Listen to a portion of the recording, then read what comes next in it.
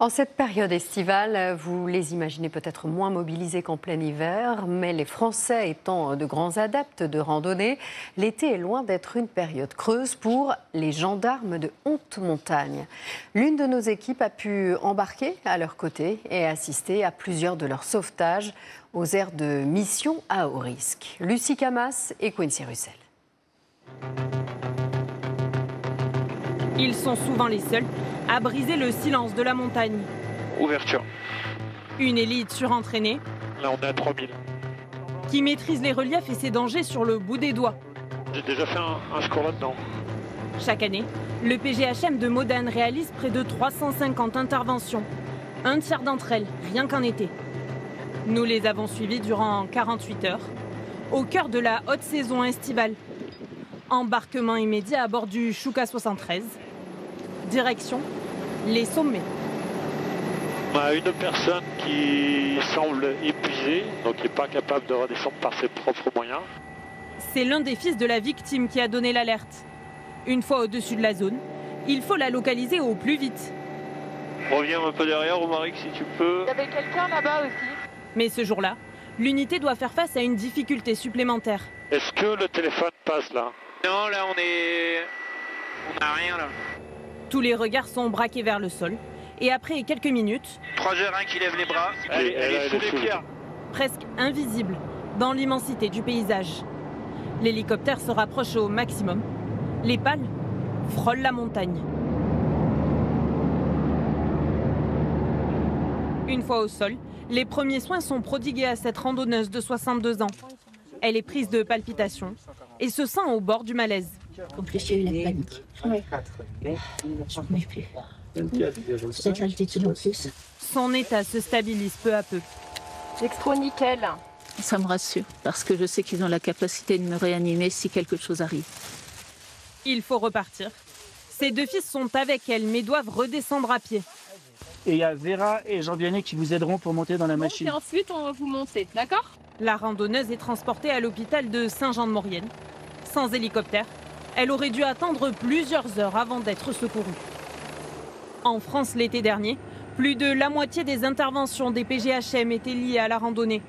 Durant la haute saison, les missions peuvent se succéder. On enchaîne sur un deuxième secours que la base vient de nous transmettre. Personne qui présente un traumatisme de genou.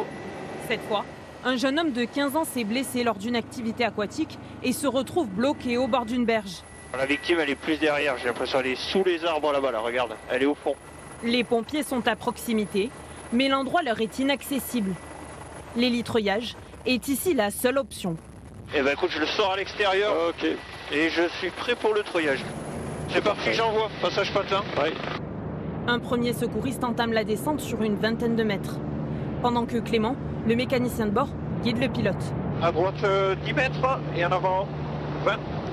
Appuie encore droite, s'il te plaît, pour passer derrière les arbres. L'hélitreuillage, la particularité, c'est que à une certaine distance de l'objectif, le pilote ne voit plus ce qui se passe dessous. Donc à ce moment-là, je deviens ses yeux et en osmose avec le pilote, on est un peu le prolongement de sa main. Top avant, il arrive au sol. Au sol. En bas, la victime est soutenue par un proche. Elle a heurté des rochers et se plaint toujours d'une douleur au genou. Ta douleur, tu l'évalues à combien? De 0 au douleur, 10, insupportable. Ce qui se passe, je mettrai 3. Sa jambe est immobilisée avec une attelle gonflable. En une quinzaine de minutes, l'adolescent est déplacé vers les pompiers qui peuvent prendre le relais. De retour à la base, le travail n'est pas terminé. Parfois, c'est l'hélicoptère lui-même qu'il faut soigner. Il y a une pièce sur la machine qui s'est cassée sur la porte.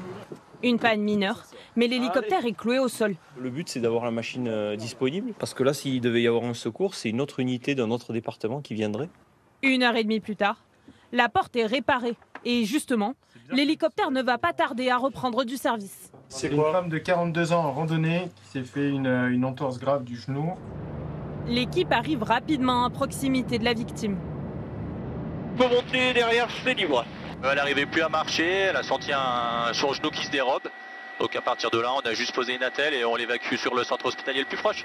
Même s'ils veillent sur vous, ces sauveteurs du quotidien veulent rester modestes. Et il y a des titres qu'ils refusent. Et on dit que vous êtes des héros du ciel, ça vous fait quoi? Ah, je m'attendais à cette question. On n'aime pas trop se décrire comme des héros, ou c'est juste un travail qu'on estime faire comme les autres. Fin de mission pour le PGHM de Modane. Les opérations comme celle-ci vont s'enchaîner cet été. En zone montagne, chaque intervention est gratuite pour les victimes.